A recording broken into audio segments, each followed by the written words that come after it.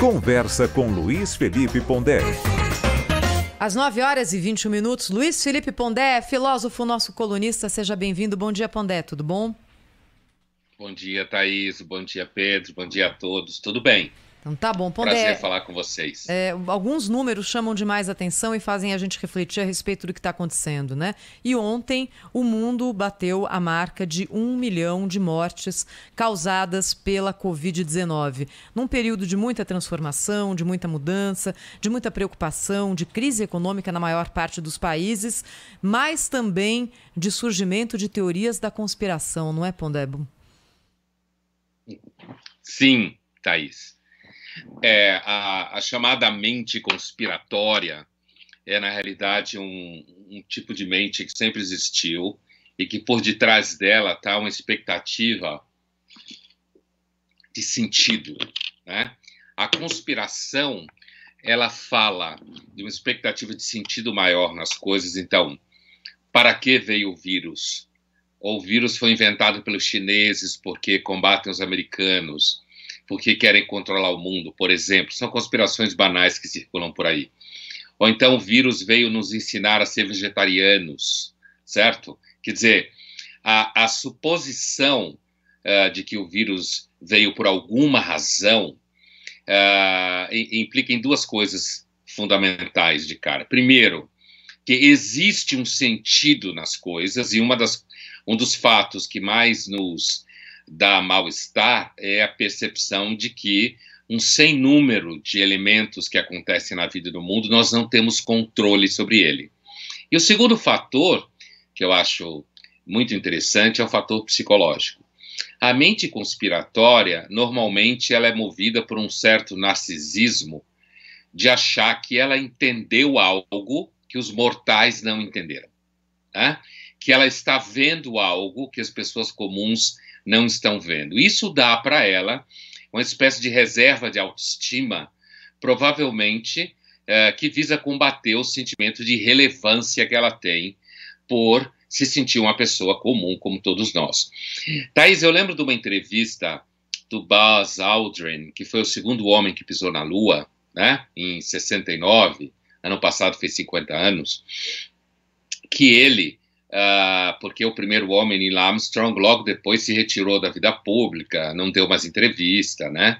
Existem várias teorias conspiratórias do porquê isso aconteceu, mas o Buzz Aldrin, que continua ativo na mídia, uma vez perguntaram para ele numa entrevista o que ele achava das teorias conspiratórias segundo as quais o homem nunca foi à Lua, que aquilo foi montado, sei lá, na Islândia, ou num deserto, nos Estados Unidos, ou na África, sei lá o quê. E o Buzz Aldrin, ele deu uma resposta muito interessante que vai nessa linha que eu dizia, que é a seguinte, que a pessoa que acha que o homem nunca foi à Lua, e, portanto, se acha mais inteligente do que a maior parte das pessoas que se emocionaram com o evento naquele momento, ela, na verdade, fica... olhando o mundo a partir da sua casa, achando que ela é a pessoa mais esperta e mais inteligente do mundo, e sacou algo que os outros idiotas todos não sacaram. Sacou que aquilo foi um golpe americano no meio da Guerra Fria para impactar os soviéticos e ganhar a corrida espacial.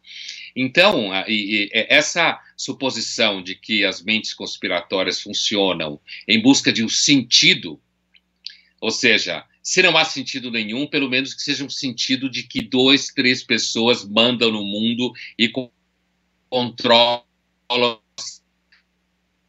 realidade. E a outra é que, no fundo, a mente conspiratória é uma mente em busca de reconhecimento, de validação e de uma certa autoestima contra o sentimento de relevância cotidiana no dia a dia que todos nós podemos ser acometidos de vez em quando. Duas teorias conspiratórias rapidamente me vieram à cabeça nesse momento em relação à Covid, Pondé. A primeira delas, todo mundo já ouviu, tenho certeza. A primeira delas é que o vírus foi desenvolvido de propósito em um laboratório chinês e que ou por uma vontade do pesquisador, dos pesquisadores, ou por um acidente, esse vírus de repente saiu aí loucamente circulando pelo mundo. Segunda tese conspiratória, e essa a gente ouviu muito no Brasil, que mortes que eram mortes por causas naturais ou causadas por outras doenças, na verdade eram atribuídas à Covid por motivos múltiplos, ou por vontade dos governantes, ou porque havia uma orientação nos hospitais para que se procedesse dessa forma.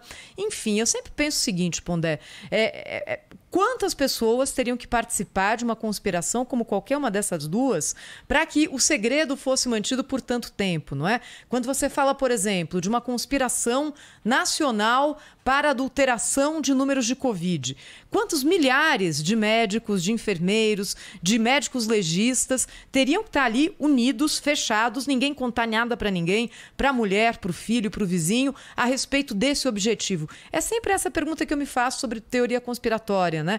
Ela sobreviveria a uma língua mais afiada ali de uma ou duas pessoas que fossem sair falando? No caso da Lua também. Como nunca teria vazado uma coisa como essa, não é? É muito maluca essa história, porque são histórias que no momento de fake news vão sendo repetidas e às vezes ganham ali contornos de verdade, né, Pondé? Olha, acho que o que você falou é muito interessante, Thaís, e tem tudo a ver.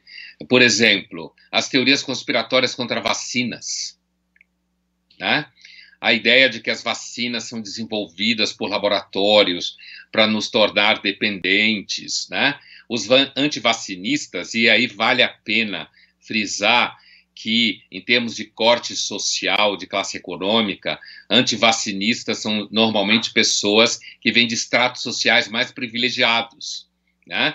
Pessoas que têm uma postura supostamente alternativa contra vacinas e acham que a humanidade não deve usar vacinas. É interessante porque, assim, se a humanidade não deve usar vacinas, o pressuposto dessa ideia é de que as epidemias devem matar a quantidade de pessoas que ela tem que matar e sobreviver a maioria delas que consegue sobreviver. É interessante que essas mentes conspiratórias, elas são mentes que, na verdade, têm uma apreensão infantil, elementar. Elas não percebem nem as consequências do que elas pensam, como você mesmo apontou uma aí.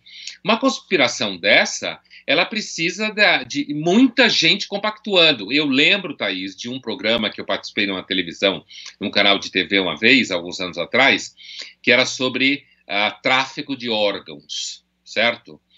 E um dos médicos presentes no programa apresentou um argumento muito parecido com o seu, que ele dizia o seguinte, que as pessoas que acreditam que algumas pessoas são encontradas em banheiras, sem o rim, com uma cicatriz do lado direito ou esquerdo do corpo, e que essa pessoa foi, na realidade, vítima, estava numa festa, deram um Boa Noite Cinderela e arrancaram o rim dela, e que existe uma rede de tráfico de órgãos, o médico dizia que é muito complicado, porque transplante, como todo mundo sabe, é um processo cirúrgico complicadíssimo.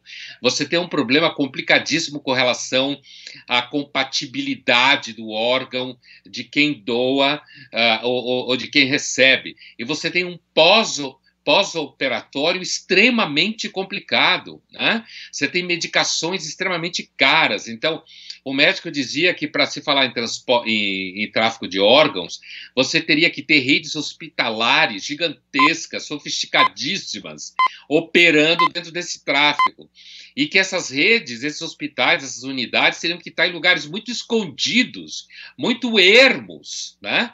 E seria muito difícil alguém conseguir pôr uma operação dessa em curso e uma rede hospitalar dessa em curso sem que não vazasse.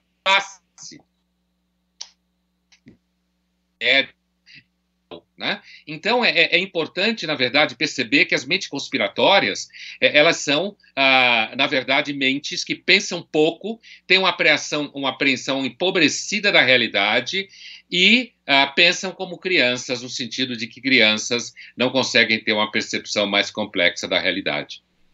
Luiz Felipe Pondé conosco aqui no Jornal Gente da Rádio Bandeirantes, aprofundando o assunto. Hoje fez o ouvinte parar para pensar aí no carro, em casa, hein, Pondé? É assim que a gente gosta. Até uma próxima. Grande abraço para você. Até. Obrigado a vocês. Grande abraço. Tchau.